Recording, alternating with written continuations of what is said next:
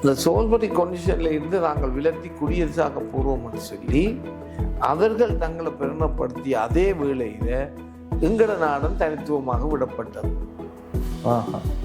சட்டப்படி வந்துட்டு இதை உடனடியாகவே தமிழரசு கட்சி கையில் எடுத்திருக்க வேண்டும். அவர்கள் மீண்டும் கொஞ்சம்ல தங்களுக்கு எதிராக ஏதோ ஒன்று தருவார்கள் நப்பாசையில் இருந்திருக்கிறார். எங்களோட நாடு சிங்கள அரசு இராணுவத்தால் சிங்கள அரசால் ஆக்கிபைட் ஆளப்பட்டு கொண்டிருக்கிறோம்.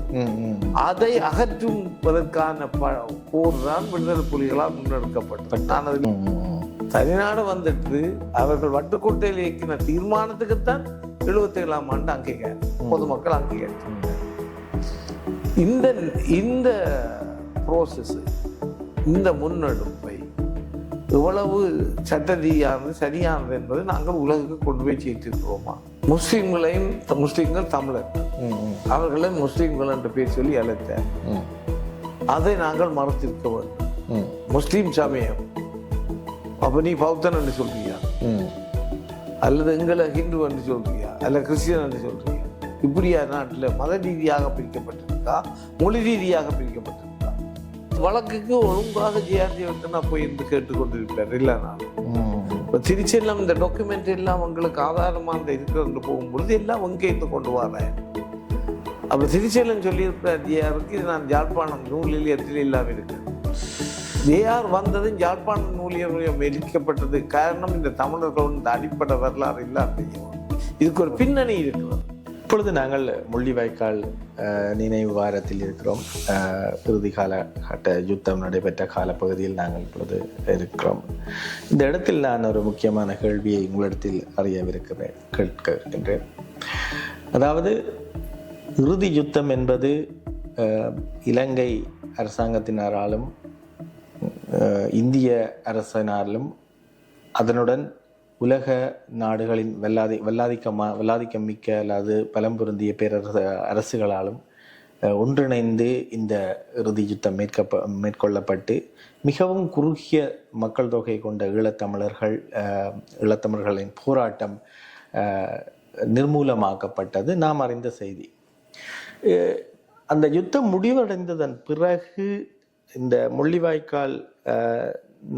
முள்ளிவாய்க்கால் சம்பவங்களை வெளிப்படுத்தி மக்களுக்கு அதை நீங்கள் ஒரு தோற்றுவிட்ட இனம், நீங்கள் தோற்றவர்கள் என்ற வகையில் ஒரு பாடம் புகட்டப்பட்டு வருவதாக பலர் நினைக்கின்றார்கள், பலர் கதைத்து கொண்டிருக்கிறார்கள். அது அவ்வாறு இல்லை. இது ஒரு நாங்கள் எழுச்சி நாளாக கொண்டாடப்பட வேண்டிய ஒரு நாள். ஒரு பக்கம் லட்ச தமிழர்கள் கொல்லப்பட்டாலும் இன்னொரு பக்கம் பார்க்கும் பொழுது ஒரு மிக குறுகிய சனத்தொகையை கொண்டிருந்த இந்த போராட்டம் பல நாடுகள் சேர்ந்து அழிக்கப்பட்டது என்பது ஒரு எழுச்சிக்குரிய விடயமாக பார்க்கின்றார்கள். இதை எவ்வாறு பார்க்கின்றீர்கள்? நாங்கள் இந்த முள்ளிவாய்க்கால் நினைவு தினத்தை ஒரு சோக சம்பவமாக தொடர்ச்சியாக கடந்து போவது சரியா, அல்லது இதிலிருந்து நாங்கள் எழுச்சி கொள்ள வேண்டும் என்பது சரியா? நல்லொரு கேள்வி. எனக்கு ஒரு பெரிய ஆதங்கம் இருக்கின்றது. என்று சொன்னால் ஈழத்தமிழினம் தனிநாட்டுக்கு உரிமை உடையது சட்ட ரீதியாக. அவர்களுக்கான தமிழ்நாடு உருவாகியே விட்டது. ஆனால் அதை ஆள்பவர்கள், அதை இப்போ முன்பி பிரித்தானியர்கள் வந்து இலங்கை ஆளும் பொழுது அது பிரித்தானியர்களுடைய நாடு அல்ல. நிச்சயமாக அது தமிழர்களுடையும் சிங்களருடையும் அங்கு 3 ராட்சியங்கள் இருந்தன, அந்த அவைக்குரிய நாடுகள். அதே போன்று இன்றைக்கு சிங்களவரால் ஆளப்பட்டாலும் தமிழீழம் என்பது தமிழர்களுடைய நாடு. நிச்சயமா நல்ல ஒரு விடயம். இதுதான் உண்மையான நிலைமை. இந்த நிலைமையில் இருந்து தான் நாங்கள் இதையும் பார்க்க வேண்டும், சிந்திக்க வேண்டும், நாங்கள் நகர்த்த வேண்டும். நிச்சயமாக அதற்கு மேலால் இன்றைக்கு நாங்கள் தனியே எங்களுக்குள் இருப்பதனால் வெற்றியடைய முடியாது. இந்த விடயம் நாங்கள் ஒரு தனி நாட்டினர். நாங்கள் 48ஆம் ஆண்டு சோல்பரி அமைப்பின் மூலம் இரண்டு நாட்டினரும் உண்டாக்கப்பட்டு அதில் 29வது சரத்தில் அந்த ஒரு நாட்டுக்கு எதிராக நான் தமிழில் நாடு பரிசு புத்தாத்து எழுதியிருக்கிறேன். அது நீங்கள் பார்க்கலாம். இதை குறிப்பிட்டிருக்கிறேன். இந்த நான் சொல்ற விஷயங்கள் குறிப்பிட்டிருக்கிறேன். இந்தியாவில் கூட நெடுமாறன் உட்பட வைகோவோ எல்லாரும் சொல்வார்கள், இதுதான் எங்களுடைய ஹைநூல், இதுதான் எங்களுக்கு ஈழத்தமிழர்களுடைய வரலாற்றை சிறப்பாக தாரது. நெடுமாறன் சொல்லுவார், என்னுடைய 2வது புத்தகத்துக்கு தமிழ்நாட்டில் பரிசு கிடைச்ச போது இதுக்கு இல்லை, அதுக்குத்தான் நமக்கு பரிசு தந்திருக்கோம், அவ்வளவு சிறந்த நூலன்னு சொல்லி. அந்த நாங்கள் சோல்வரி கொன்ஷனில் ஒன்றாக இணைக்கப்பட்ட நாங்கள் ஒரு அந்த அரசாங்கத்துக்கு, இலங்கை அரசாங்கத்துக்கு தமிழ் இனத்துக்கு எதிராக தனி சிங்கள சட்டத்தையோ எந்த சட்டத்தையோ இவன் மலையக தமிழர்களுடைய வாக்குரிமையோ பறிப்பதற்கு அவர்களுக்கு சட்ட ரீதியாக சட்டம் இயற்றுவதற்கு உரிமை கிடையாது. இது எதிர்த்துத்தான் கோடீஸ்வரன் வழக்கு போட்டார். பிரிவி கவுன்சில் அது வெற்றி பெற்றது. சிங்களம் ஒல்லி செல்லாது பிரிவி கவுன்சில் தீர்த்திட்டது. அப்ப சிங்களவர்களுக்கு உள்ள ஒரே ஒரு ஆப்ஷன், தாங்கள் குடியரசாக தங்களை பிரகடனப்படுத்திக் கொள்வது. எனவே அவர்கள் 70ஆம் ஆண்டு தேர்தலிலே தேர்தல் விஞ்ஞாபனத்தில் வச்சு குடியரசாக பிரகடனப்படுத்த முற்பட்டார்கள். பெரும்பகுதி சிங்கள மக்கள் வாக்களித்தார்கள். எனவே அந்த பாராளுமன்றத்துக்கு தன்னை குடியரசாக பிரகடனப்படுத்துறதுக்கு உரிமை இருக்கொண்டா இல்லை. ஏனென்றால் அது சோல்பரி கான்ஸ்டிடியூஷனுக்கு கீழே தான் அந்த பாராளுமன்றம் தெரிவு செய்யப்பட்டது. அப்ப என்ன செய்தார்கள், இலங்கையில் உள்ள அத்தனை பிரதிகளை கூப்பிட்டு நவரங்கால் புரிம்பாக ஒரு சபையை கூப்பிட்டு அதில் தீர்மானம் எடுத்தார்கள். இந்த பாராளுமன்றத்தில் உள்ள உறுப்பினர்கள் இலங்கை குடியரசாகத்துக்குரிய யாப்பை எழுதி அதை பிரகடனப்படுத்துவார்கள் என்று அதில் அந்த பிரகடனத்தை செய்தார். அப்போ இந்த சோல்பரி கண்டிஷன்ல இருந்து நாங்கள் விலத்தி குடியரசாக போடுவோம் என்று சொல்லி அவர்கள் தங்களை பிரகடனப்படுத்திய அதே வேளையில எங்கட நாடும் தனித்துவமாக விடப்பட்டது. சட்டப்படி வந்துட்டு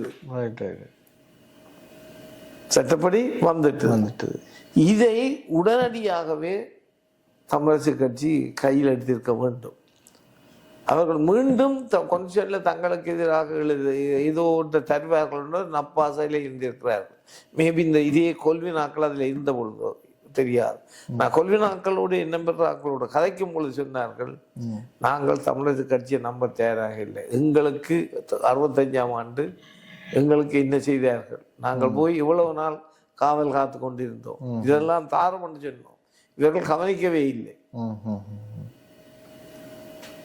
அவர்களுக்கு அந்த வெறுப்புணர்வு அவர்களுக்கு ஊட்டப்பட்டு விட்டது. இதை நாங்கள் அறிந்து கொள்ள வேண்டும். இதெல்லாம் நாங்கள் உணர்ச்சி வசப்பட்டு எங்கள் கோணத்தில் பார்க்கிறோம் ஒழிய அவர்களுடைய கோணத்தில் அவர்கள் என்ன சொல்லுகிறார்கள் என்பதை பார்க்காமல் நாங்கள் வெற்றி பெற்றவர்களாக முடியாது. இது ஒரு முக்கியமான விடயம். நாங்கள் எல்லா விடயத்தையும் அப்படித்தான் பார்க்க கற்றுக்கொண்டிருக்கிறோம். எங்களுடையது, எங்கட இது, எங்கட சரி, எங்கட இப்படி. ஆனால் மற்றவன் என்ன சொல்லுகிறான், மற்றவனுடைய பார்வை கோணம் என்ன என்பதை அறிந்து அதற்கேற்ற வாழ்வு நாங்கள் பதில் எங்களை கைவிடுவதல்ல, அதற்கேற்ற மாறு எங்கள நியாயத்தை நாங்கள் முன்வைக்குவதற்கு தவறிவிட்டோம். அப்ப அதில் உடனடியாக அதை செய்யாதவர்கள் அல்லது புதிய கவுன்சில் கூட உடனே போயிருக்கலாம். 72 தான் குடியரசு வருது. 70க்கும் 72க்கும் இடையில இவர்கள் அதை நிப்பாட்ட சொல்லி கூட லண்டன்ல கேஸுக்கு போயிருக்கலாம். கோடீஸ்வரன் போன மாதிரி இங்கிலாந்துல போய் போட்டு இதுல எங்களுக்கு தனிநாடுதான் அல்ல சம உரிமை தான், அது இல்லை, அதுக்கேற்ற மாதிரி இந்த புதிய குடியரசு இருக்கணும், இல்லாட்டு குடியரசை நீங்கள் அனுமதிக்க கூடாதுன்னு கூட போயிருக்கலாம். இவர்கள் எப்படி நாங்கள் அப்படி போறோம், ஏன் விட்டார்கள் எனக்கு தெரியாது, ஏன் அதை செய்யாது விட்டார்கள். ஆனால் அதுக்கு பிறகு அவர்கள் 72 குடியரசு வந்த உடனே நாங்களும் தனித்துவமா நாடா விட்டோம்னு சொல்லி அமரலிங்கம் தனி நாட்டுக்கான தொண்டு பிரச்சனை கொடுத்து அரெஸ்ட் பண்ணப்பட்டு டைலாக் பார்க் கேஸில் திருச்செல்லம் வாதாடுறேன். எங்களுக்கு நாங்கள் தனி நாட்டினர். நீங்கள் நான் சொன்ன இதே விடயத்தை அவர் கோர்ட்டில் நிரூபித்திருக்கிறார். எனவே இந்த கோர்ட்டில் நிரூபிக்கப்பட்ட இந்த விடயங்களுக்கு எதிராக எதுவும் போக மாட்டது என்பதை அறிந்து உடனடியாக ஸ்ரீலங்கா அரசாங்கம் ஜேஆர் ஆலோசனை சொல்லி அந்த கேஸையை வித்ட்ரோ பண்ணி தமிழரசு கட்சியை பேச்சுவார்த்தை கலைக்கிறார்கள். வித்ட்ரோ பண்ண வைத்திருக்கிறார்கள். வித்ட்ரோ பண்ணிட்டோம் அந்த கேஸை அரசாங்கம் வித்ட்ரோ பண்ணிட்டு அவங்களுக்கு இருக்கிற கேஸ். என்னால் போனால் அதில் எல்லாம் ப்ரூவ் பண்ணப்படும். அந்த வழக்குக்கு ஒழுங்காக ஜேஆர் ஜெயவர்தனா போய் இருந்து கேட்டுக்கொண்டிருப்பார் இல்லைனாலும். இப்போ திருச்சியெல்லாம் இந்த டாக்குமெண்ட் எல்லாம் உங்களுக்கு ஆதாரமாக இருக்கிறது போகும்பொழுது எல்லாம் எங்கே இருந்து கொண்டு வர்றேன். அப்போ திருச்சியெல்லாம் சொல்லியிருப்பார் ஜேஆருக்கு, இது நான் யாழ்ப்பாணம் நூல் நிலையத்தில் இல்லாமல் இருக்கிறது. ஜேஆர் வந்ததும் யாழ்ப்பாண நூலியம் எரிக்கப்பட்டது காரணம் இந்த தமிழர்கள் இந்த அடிப்படை வரலாறு இல்லா பெய்யவன். இதுக்கு ஒரு பின்னணி இருக்கிறது. யாழ் நூலகம் எரிக்கப்பட்டதற்கான காரணம் இதுதான். அங்கே இவர்களுக்கு ஆதாரமான தமிழர்களுடைய வரலாற்றை சொல்லுகின்ற நூல்கள் இருக்கின்றன. அப்போ 76 டைரக்ட் பார் நடக்கும் பொழுதே இவர்கள் தீர்மானித்து விட்டார்கள். ஜேஆர் தீர்மானிச்சு தான் இல்லாத பண்ணோம் மாளிகை. இதுதான் யாழ்ப்பாண நூலியம் எரிச்சத்துக்கு ஜேஆர் ரணிலையும் காமராஜ நாயக்கையும் அனுப்பி யாழ்ப்பாண நூலியத்தை எரிக்க பண்ணியதற்கு இதுதான் காரணம். வேறு ஒன்றும் இல்லை. அவங்களுக்கு யாழ்ப்பாண நூலியம் வைக்க ஒன்று சும்மா ஒரு லைப்ரரி வைக்க ஒன்று இல்லை அவங்களுக்கு. இதுதான் காரணம். இப்படியான நுணுக்கமான நடைபெற்ற இந்த வரலாற்று செய்திகள் தமிழ் மக்களுக்கு தெரியாது. இதெல்லாம் முக்கியமான விடயங்கள். இதெல்லாம் எடுத்து சொல்லப்படவில்லை. உலகத்தில் இப்படி தமிழ் இனத்தின் வரலாற்றில் எங்கள் பக்கம் உள்ள நியாயங்கள் உலகின் முன் நாங்கள் சரியாக வைத்திருக்கிறோம் என்றால் இல்லை, நாங்கள் வைக்க இல்லை. இந்த தொடர்ச்சியாக அடுத்த கேள்வியை கேட்கலாம்னு நினைக்கிறேன் சார். அதாவது ஏற்கனவே நீங்கள் அந்த படிமுறை கற்கை நெறிய இப்போ நாங்கள் இறுதி யுத்தத்தின் போது எங்களுக்கு கை கொடுக்கறதுக்கு யாருமே இருக்கல, எங்களுக்காக குரல் கொடுக்கறது நாங்கள் தான் புலம்பெயர்ந்த நாடுகளில் இருந்து இதுக்கு எதிராக போராட்டங்களை முன்னெடுத்திருந்த நாங்களுடைய ஒரு புரிதொரு அரசு வந்து எங்களுக்கு ஆதரவாக செயற்பட்டது என்றால் கேள்விக்குறியாகத்தான் இருக்கின்றது. நீங்கள் முன்னெடுக்கின்ற அந்த விடயங்கள் கூட, அதாவது நாடுகள் ரீதியாக எங்கெங்கு தமிழர் வாழ்கிறார்களோ அவர்களுக்கு தமிழை கொண்டு சேர்த்து தமிழ் தேசியத்தை நாங்கள் கட்டியெழுப்ப வேண்டும் என்பது ஒரு கட்டத்தில் நமக்கு அது பெரிய ஒரு உதவியாக இருக்கும் என்று பார்க்கலாம். இந்த காலகட்டத்தில், அதாவது நீங்கள் இப்போ இதற்கு முன் நீங்கள் பதிலளித்த விடயங்கள், சில விடயங்களை நீங்கள் தொட்டு சென்றீர்கள். இந்த புலம்பெயர் தேசத்தில் நாங்கள் இப்பொழுது வலுவான ஒரு கட்டமைப்பாக இருக்கின்றோம். வலுவான பொருளாதார நிலைமைகளில் நல்ல சிறந்த அமைப்புகள் எல்லாம் புலம்பெயர் தேசத்தில் இயங்கி வருகின்ற தமிழ் அமைப்புகள். நாங்கள் இனி எவ்வாறான விடயங்களை செய்ய வேண்டும்? ஏற்கனவே நாங்கள் ஆயுத பலம் ஒரு போராட்டத்தில் உச்சகட்ட பலத்துடன் இருந்து இன்று அந்த பலம் இழந்து போயிருக்கின்றோம். ஆனாலும் அதே நேரம் ஒரு பொருளாதார ரீதியில் நாங்கள் ஒரு வளர்ந்த சமூகமாக இருக்கின்றோம் பரந்துபட்ட உலகத்தில். இனி நாங்கள் எவ்வாறான நடைமுறைகளை நாங்கள் செய்ய வேண்டும்? அதாவது நாங்கள் ஒரு நாட்டை அடைவதற்காகவோ அல்லது ஒரு அதிகாரம் மிக்க ஒரு வருவதற்கு எவ்வாறான படிமுறைகளுக்கூடாக நாங்கள் பயணிக்க வேண்டும் என்று நீங்கள் கருதுகின்றீர்கள்? இன்று ஸ்ரீலங்கா அரசாங்கம் இந்த சொற்பதங்கள் எங்களுக்கு அவற்றில் உள்ள வேறுபாடுகள் அதிகம் தெரிவதில்லை. ஸ்ரீலங்கா அரசாங்கம் இன்றைக்கு பல்வேறு சொற்பதங்கள் மூலமாக எங்களுடைய தார்மீக உண்மைத்தன்மையை மறைத்தே வந்திருக்கின்றது. ஒன்று எடுத்தால் முஸ்லிம்கள் தமிழர்கள், அவர்களை முஸ்லிம்கள் என்று பேர் சொல்லி அழைத்தார்கள். அதை நாங்கள் மறைத்திருக்க வேண்டும். முஸ்லிம் சமயம், அப்ப நீ பௌத்தன் என்று சொல்றியா, அல்லது எங்களை ஹிந்து என்று சொல்றியா, அல்ல கிறிஸ்டியன் என்று சொல்றியா? இப்படியா நாட்டில் மத ரீதியாக பிரிக்கப்பட்டிருக்கா, மொழி ரீதியாக பிரிக்கப்பட்டிருக்கா? இந்த சொற்பதம் சட்டப்படி தப்பானது. இப்ப 65ஆம் ஆண்டு தமிழ் மொழி மூலம் கற்பித்தல் வரும் பொழுது எல்லாரும் தங்கள் தாய்மொழியை கற்க கற்க வேண்டும் என்ற பொழுது முஸ்லிம்களுக்கு இது தாய்மொழி என்னும் பொழுது பதிவுரியினை பாராளுமன்றத்தில் பேசியிருக்கார். முஸ்லிம்களுக்கு தாய்மொழி தமிழ் தான். எனவே இந்த இந்த பகுப்பு சட்ட ரீதியானது அல்ல, இப்படி குறிப்பிடுவது பிழை என்பதை நாங்கள் ஒரு பெரிய விஷயமாக முதலெடுத்திருப்போம். இரண்டாவது, இலங்கையிலே நடந்த எங்களுக்கு எதிராக நடந்த இனப்படுகொலை அத்தனையும் இனக்கலவரம் என்ற பெயரில் அழைக்கப்பட்டது. இனக்கலவரம் என்பது இரண்டினங்கள் மோதிக்கொள்வது. நிச்சயமாக இரண்டினம் மோதிக்கொள்ள இல்லை, இன்னொரு இனம் வந்து இன்னொரு இனத்தை அழித்தது. நிச்சயமாக மொழிவாய்க்கால். எனவே 83 நடந்ததோ இதுவோ இவை எல்லாம் இனக்கலவரம் என்ற சொற்பதம் தப்பு. இதை கண்டிச்சிருக்க வேணும். அந்த சொற்பதத்தை நாங்களே பாவிக்க துவங்கிட்டோம். நிச்சயமாக. அப்ப அவங்க அதே போன்றுதான் 72ஆம் ஆண்டு அவர்கள் 70ஆம் ஆண்டு கூடி எப்படி தனிநாட்டை பிரகடனப்படுத்தினார்களோ அதே போன்று அதே பிரின்சிபல், அதே கொள்கையின் அடிப்படையில் 76ஆம் ஆண்டு வட்டுக்கோட்டையில் எல்லா உள்ளூராட்சி மெம்பர்களையும், மலையக தமிழர்கள் உட்பட எல்லா தலைவர்களையும், எல்லா உள்ளூராட்சி மன்ற தலைவர்களையும், அங்க உறுப்பினர்களையும் கூப்பிட்டு நாங்கள் தனிநாடாக இப்படி சட்டப்படி விடப்பட்டது, நாங்கள் தனிநாடாக பிரகடனப்படுத்துகிறோம், அதனுடைய கொள்கைகள் இது என்னதான் அன்று சொல்லி 72 இப்படி யாப்பை அவர்கள் பாராளுமன்றத்தில் போட்டார்களோ வட்டுக்கோட்டையில் இவர்கள் அதை பிரகடனப்படுத்துகிறார்கள். தமிழ்நாடு தனியிடம் வந்துட்டது, அதற்கான யாப்பு தான் 72 பிரகடனப்படுத்தி அதை பொதுமக்கள் முன்னிலையில் வைக்கின்றோம் என்று சொல்லி 77ஆம் ஆண்டு தேர்தலில் வைக்கின்றார்கள். அது பொதுமக்களும் பெருமளவில் ஆதரிக்கின்றனர். எனவே தனிநாடு வந்து விட்டது, மக்களின் ஆதரவும் கிடைத்தது, கொஞ்சம் ஜாப்பும் என்ன அடிப்படையில் ஜாப் ஏற்றப்பட வேண்டும் என்று வந்துட்டது. மக்களின் அங்கீகாரம் அதுக்கு நீங்கள் போட்ட அந்த ஜாப்புக்கு தான் அங்கீகாரம், சட்டப்படி தமிழ்நாடு வந்துட்டு. இதெல்லாம் சட்ட ரீதியான நுணுக்கமான விஷயம். தனிநாடு வந்துட்டு அவர்கள் வட்டுக்கோட்டையில் இயக்கின தீர்மானத்துக்குத்தான் 77ஆம் ஆண்டு அங்கீகாரம், பொதுமக்கள் அங்கீகரித்தார்கள். இந்த இந்த ப்ரோசஸை, இந்த முன்னெடுப்பை இவ்வளவு சட்ட ரீதியானது சரியானது என்பதை நாங்கள் உலகுக்கு கொண்டு போய் சேர்த்திருக்கிறோமா? கேலிக்கூத்தாக இது விளங்காதவர்கள், இந்த இயக்கத்துக்கு வேலை செய்த என்று சொல்லி கொண்டிருந்தவர்கள் எல்லோரும் வட்டுக்கோட்டை தீர்மானத்தை ஆதரித்து திருப்பி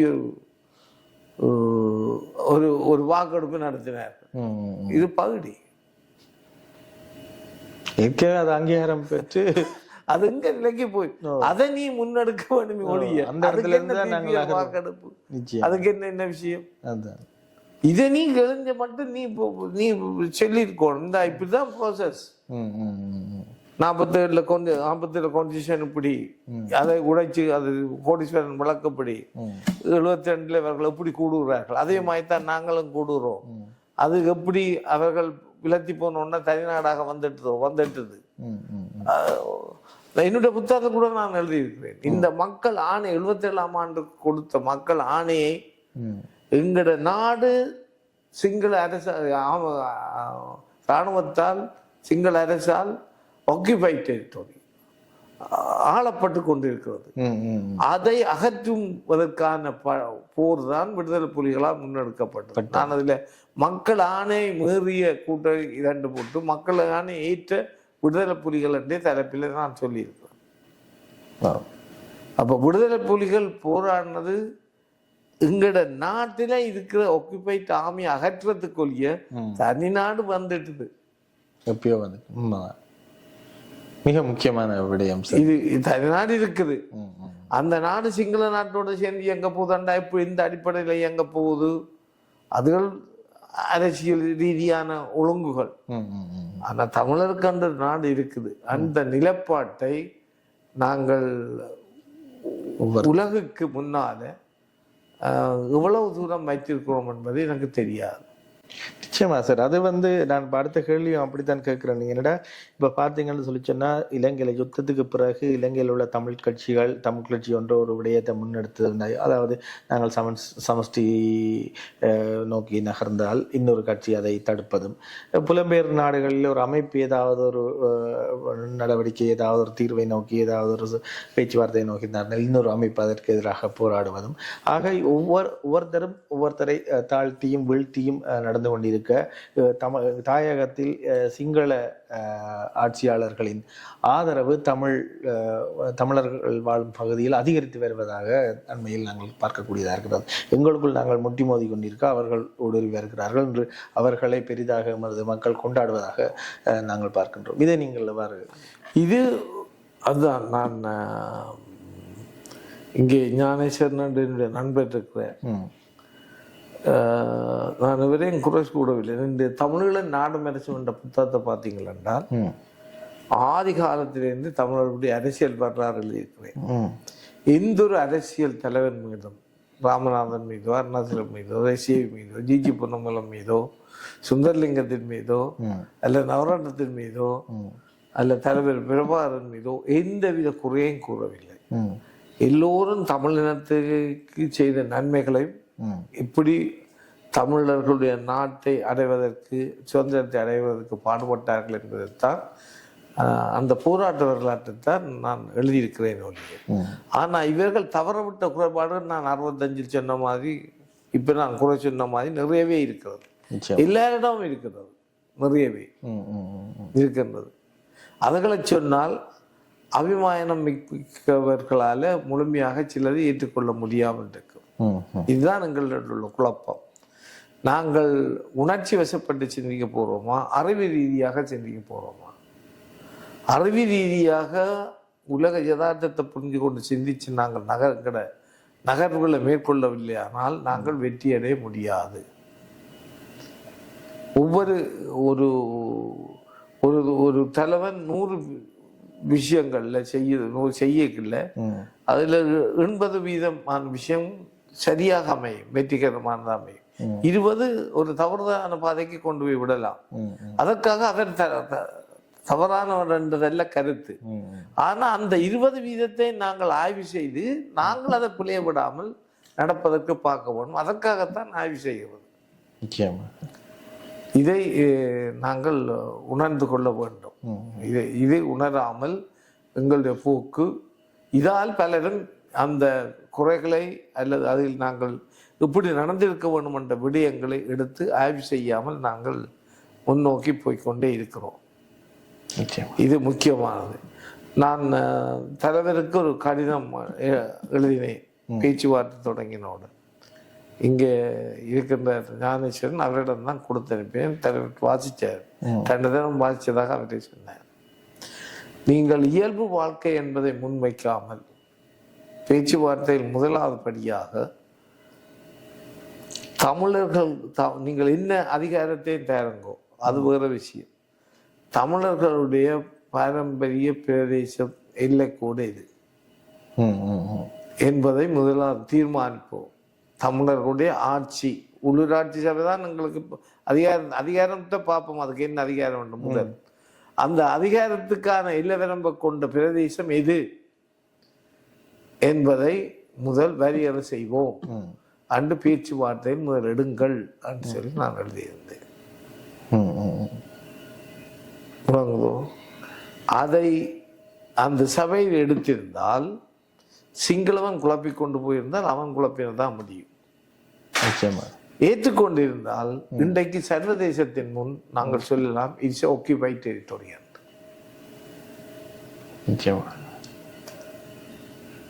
உலக சொல்லிடலாம் இல்ல, கட்டாயம். அது வாய்ப்பில்லா போய் அப்ப இன்றைக்கு சிங்களவன் குடியேற்றுவது வடக்கு கிழக்கு தமிழர்களுடைய பாரம்பரிய பிரதேசம் என்றாலும் கூட, இன்றும் கூட இது எங்களுடைய பிரதேசம் என்பதை நாங்கள் நிறுவி அதில் குடியேற்றுவது ஒரு இனப்படுகொலை. ஒருவருடைய மண்ணை ஆக்கிரமிக்கிறது ஒரு இனப்படுகொலை. அது இனப்படுகொலை என்பதை ஒரு இனத்தின் அழிப்புக்கான முன்னெடுப்பு. அதுதான் ஸ்ரீலங்கா அரசாங்கம் அந்த காலத்திலிருந்து தொடர்ந்து செய்து கொண்டு வருது. அது நான் என்னுடைய புத்தகத்துக்கு வடிவாக குறிப்பிட்டிருக்கிறேன், படங்கள் போட்டு. முந்தி தொடக்கம் அப்படி இருந்து இவ்வளவு இல்லை இருந்தது, எப்படி அவங்க நகர்றாங்க அப்படின்னு சொல்லி தொடர்பு பட்ட வடக்கு கிழக்கை 5 துண்டுகளாக பிரிப்பதுதான் அவர்களுடைய திட்டம். அதுக்கேற்ற மாதிரி அவர்களுடைய குடியேற்றம் நகர்ந்து கொண்டே இருக்குது. நிச்சயமா அந்த அந்த நகர்வு அது ஒரு இனப்படுகொலை ஆன திட்டம். அவர்களுடைய நோக்கம், அதாவது இலங்கை பௌத்த சிங்கள அரசினுடைய நோக்கம் இது பௌத்த சிங்கள நாடு என்பது. அந்த குறிக்கோளை நோக்கி அவர்கள் தொடர்ச்சியாக நகர்ந்து கொண்டிருப்பது மாத்திரமில்லை, தமிழர்கள் எப்பொழுதும் இது தன்ற நாடென்று உரிமை கோடி ஒன்றாக செயல்படாத முடியபடி நிலத்தையும் அமைக்க வேண்டும். இப்ப திருகோணமலையையும் கிழக்கு மாகாணத்தையும் வடக்கு மாகாணத்தையும் இணைக்க முடியாதபடி நடுக்குள்ளர் குடியேற்ற திட்டத்தை பூத்தி கொண்டு போறார். அதுபோல திருகோணமலைக்கு மட்டக்களப்புக்கு இடையில அந்த பூத்தி கொண்டு போறார்.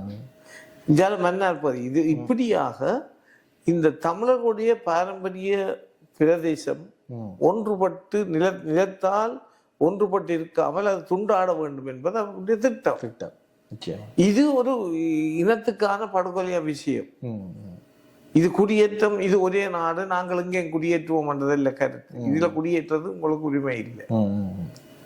இதை நாங்கள் உலகம் முன் அதை கொண்டு போய் வைக்கல. ஜியோ நாங்கள் இதை கொண்டு இது தொடர்ந்து இந்த இனப்படுகொலையை செய்கிறேன். இது செய்யப்படாது. உன்னுடைய நோக்கம் இது,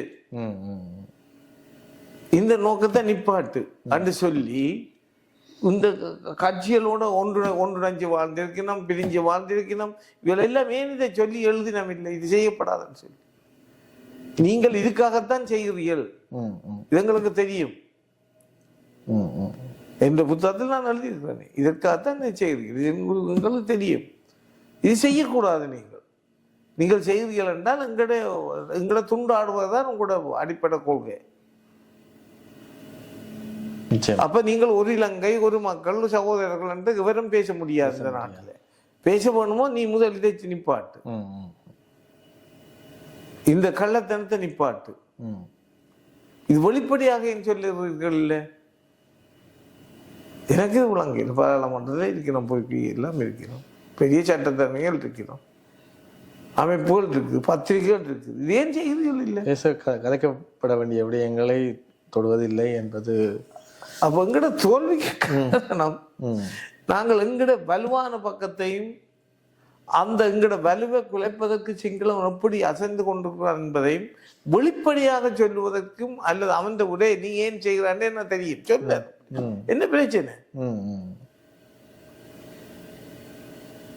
அத மக்கள்கிட்ட சொன்னா மக்களுக்கே விளங்குவே, நீ வர மாட்டேன்னு சரி. இன்றைக்கு அனுராக இருக்கிறார், வடக்கு கிழக்குல பெரிய ஆதரவுன்னு சொல்லிடணும். சொல்லுங்க நேரம் இந்த இப்படி இந்த குடியேற்றம் வந்தா இதுக்காகத்தான் உங்களோட ஸ்கீம் அன்றையில இருந்து இயங்குது. இதை நீ விட்ரோ பண்ணி எங்கட இல்லத்தோட இணைச்சு வச்சிருக்க போறியா இல்ல துண்டாட போறியா? முதல் அதை சொல்லு. இதை மக்கள் மத்தியில் கொண்டு வைக்க அவருக்கான ஆதரவு இல்லாமல் போகும். இல்ல, மக்களை தெளிவுபடுத்துவதில் இவர்கள் பின்னிருக்கின்றார்கள், சரியான முறையில் தம் மக்களுக்கு கொண்டு போய் சேர்ப்பதில். இவர்களுக்கு வரலாறு தெரியாதோ அல்லது இது தெரியாதோ எனக்கு ஒன்றுமே விளங்கல. அந்த நாளையில ஒன்று நான் அரசியல் எந்த ஓட்டியா ஒன்று சொன்னேன், ஒருவரும் அந்த சேவி அந்த ஒரு மகானை தவிர அமதலிங்கத்திலும் கொஞ்சம் சொல்லலாம். விடுதலை விடுங்க, விடுதலை நாட்டுக்காக தலைவர் போராடினது அது தனிப்பட்டது. அரசியல் பாராளுமன்ற அரசியல்வாதிகள் ஒருவரும் விசுவாசமானவர்கள் அல்ல. சும்மா பேசி போட்டு வர்ற போராக்கள் தான்.